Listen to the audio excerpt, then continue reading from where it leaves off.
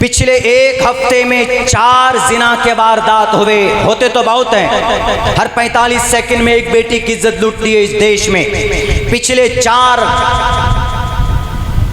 एक हफ्ते में अभी कलकत्ता में एक पीजी की छात्रा तालिबा, एक मेडिकल कॉलेज की एक लेडी डॉक्टर, उसकी इज्जत लूटी गई, गैंग रेप हुआ, उसको मार दिया गया। उससे पहले उत्तराखंड के अंदर एक 31 साल की एक नर्स की इज्जत लूटी गई। उसका 11 साल की बच्ची के साथ रहती थी किसी शहर में, उसको बहला फुसला कर जंगल ले जाया गया, वहां पर उसकी इज्जत लूटी गई और फिर वहां पर उसको मार दिया गया। झांसी के अंदर 3 साल की बच्ची का रेप हुआ और उस बच्ची का रेप करके, उसका बलात्कार करके उसका गला दबाकर मार दिया गया।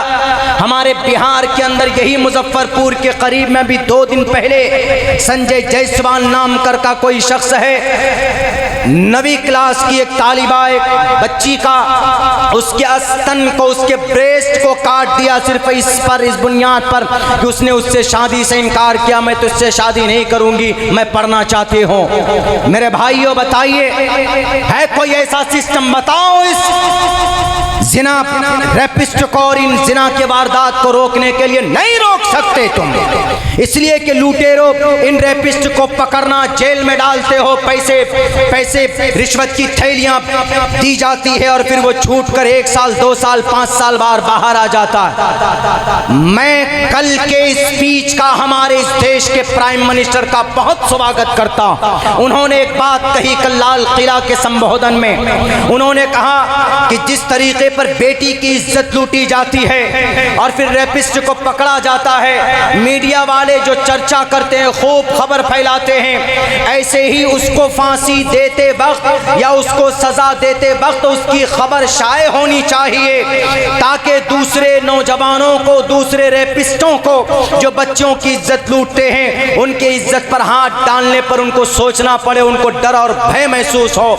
बल्कि एक फिल्मी दुनिया का एक एक्टर ऋतिक रोशन ने भी यही आज ट्विटर के अंदर लिखा है, ये कहा है कि भाई ठीक है, आज इन 3-4 वाकयात को हम इंसाफ दे देंगे, इन रेपिस्टों को पकड़कर जेल भेज देंगे, लेकिन आइंदा आने वाले वक्त में हमारी समाज की बेटियों की इज्जत न लूटे, ऐसा कोई ठोस कानून बनना चाहिए और रेपिस्टों को सजा मिलनी चाहिए ऐसी कि ताकि किसी दूसरे इंसान, किसी दूसरे नौजवान का हाथ किसी बेटी की इज्जत पढ़ने से पहले उसको सोचना चाहिए। मेरे भाइयों, मैं कहता हूं, अगर आपको इसका इलाज चाहिए तो कुरान उठाइए। कुरान को गलत कहने वाले, इस्लामिक हुक्म को तशद्दुद से नापने वाले, कुरान कहता है अज़्ज़ानियतु वज़्ज़ानी फजलिदू कुल्ल वाहिद मिनहुमा मिअत जल्दा वला ताख़ुज़ुकुम बिहिमा राफ़तुन फ़ी दीनिल्लाह इन कुंतुम तुअमिनून बिल्लाहि वल यौमिल आखिर वल्यशहद अज़ाबहुमा ताइफ़तुम मिनल मुअमिनीन।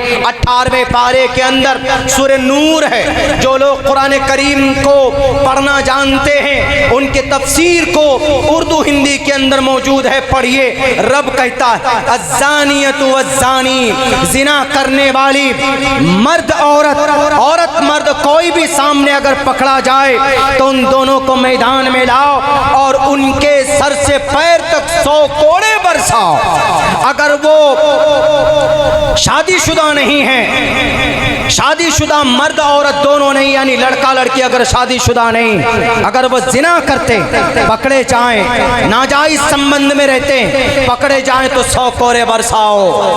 और अगर वो शादीशुदा है, मर्द भी जिना करने वाला भी, मर्द औरत दोनों, तो कुरान अल्लाह की जो भेजी हुई शरीयत है, वो शरीयत कहती है कि उनको संसार करो, उनको रज्म करो, यानी कमर तक गड्ढा खोद कर उनको धसाओ और ऊपर से पत्थर मारो, उसका सर फटेगा, वो मर जाएगा तड़प तड़प कर या मर जाएगी तड़प तड़प कर। और अल्लाह क्या कहता है, वल्यशहद अज़ाबहुमा ताइफ़तुम मिनल मुमिनीन, और अज़ाब सजा बंद कमरे में मत दो, बल्कि चौराहे पर दो। यानी जो चीज पिछले कल प्राइम मिनिस्टर साहब ने बयान किया, वो अल्लाह ने 1458 साल पहले कुरान में बताया। अल्लाह के नबी ने पढ़ पढ़ कर सुनाया कि अगर जिना को रोकना है तो जानी को पकड़ो, सजा दो लोगों के सामने में। ऐसा नहीं कि जिना करने वाला कोई मंत्री का बेटा है, जिना करने वाला कोई एमएलए से ताल्लुक रखता है, जिना करने वाला कोई उद्योगपति है तो उसको माफ कर दिया जाए, उसको छोड़ दिया जाए। ऐसा बिल्कुल नहीं होगा। कुरान कहता है कि वला ताखुजुकुम बिहिमा राफतुन फी दीनिल्लाह, अल्लाह की शरीयत में कोई उद्योगपति नहीं, कोई दादा नहीं और कोई दबंग नहीं चलेगा। ये मकसद सिर्फ इसलिए बताने का है, अल्लाह तबारक व तआला ने इलाज बताया है ताकि लोगों के सामने में सजा दी जाएगी तो हमारे दूसरे और नौजवान किसी बेटी की इज्जत लूटने से पहले डरेगा कि अरे भाई बहुत खतरनाक सजा है। बताइए, कुरान के हुक्म के पीछे ये हिकमत है।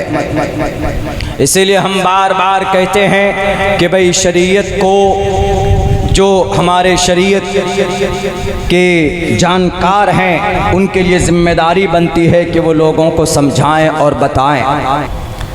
लोग कहते हैं कि इस्लाम में बहुत सारे गलत अहकामात हैं। मिसाल के तौर पर पर्दा है। लोग बोलते हैं कि पर्दा ये तो बेटियों के ऊपर, औरतों के ऊपर ज़बरदस्ती है। पर्दे के पीछे एक हिकमत है। वो क्या हिकमत है मैं आपको पेश करता हूँ आपके सामने। पर्दे के बारे में, बेटी को, नारी शक्ति को, उसका क्या सम्मान होता है कुरान के साथ। कुरान में तकरीबन सात आयतें ऐसी है और 70 अहादीस ऐसे हैं जो औरतों की रक्षा और औरतों की इज्जत व आबरू के ऊपर बात करता है। साफ वेदों में भी है। वेदों में तो यहाँ कहा गया है कि यत्र नार्यस्तु पूजन्ते रमन्ते तत्र देवता तत्र तास्तु न पूजन्ते न रमन्ते न तत्र देवता। अगर बेटी की इज्जत न की जाए तो उस घर में ईश्वर नहीं आते, और अगर उस घर में बेटी की इज्जत होती है तो घर में ईश्वर आता। यत्र नार्यस्तु, यत्र जो आदमी, नारी यस्तु जिस आदमी के घर में नारी अस्ति, नारी है। अहम अब्दुल्ला सालिम अस्ति, मैं अब्दुल्ला सालिम हूँ। अस्ति है के लिए इस्तेमाल होता, प्रीपोजिशन है संस्कृत में। यत्र नार यस्तु पूजन्ते, उसका सम्मान करता है। तत्रतास यत्र नार यस्तु पूजन्ते रमन्ते तत्र देवता, देवता उसमें बसता है। रमन्ते का मतलब बसना, घुसना, सरायत करना, आना। रमन्ते तत्र देवता तत्र तास्तु न पूजन्ते न रमन्ते न तत्र देवता। और जिस घर में बेटी की इज्जत ना हो उस घर के अंदर में ईश्वर की कृपा नहीं होती। कुरान क्या कहता है, हदीस क्या कहती। अल्लाह के नबी फरमाते हैं इन्नल मरअत औरतुन इज़ा खरजत इस्तशरफ़हा शैतान। अगर औरत अपने घरों में ना रहे, खामखा यूं ही बाहर चली जाए, घूमने फिरने के लिए चली जाए, बिला ज़रूरत मार्केट में जाए बेपर्दा होकर, शैतान पीछे लग जाता है। इसलिए औरत ज़्यादा से ज़्यादा अपनी ब्यूटी को छुपाए। अल्लाह ने उनके अंदर कशिश रखी है, उस कशिश को छुपाए। अल्लाह ने उनकी आवाज़ में कशिश रखी है। अल्लाह ने उसको इज्जत की चीज़, घर की चीज़ बनाए। वक़र्न फ़ी बुयूतिकुन्न वला तबर्रजन तबर्रुजल जाहिलिय्यतिल ऊला। कुरान के साथ साथ हिंदू भाइयों का वैद भी खुले लफ्ज़ों में कहता, माती कौशल्प को कि समाज की माँ अपनी पिंडलियों को ढांप करके रखो। इस पर्दे का मकसद क्या है? बाहर ना जाए, किसी दूसरे की निगाह ना पड़े और फिर उसकी इज्जत महफूज हो, यही मकसद है। अगर इस पर अमल नहीं होगा, इस पर अमल होगा तो जिना नहीं होगा,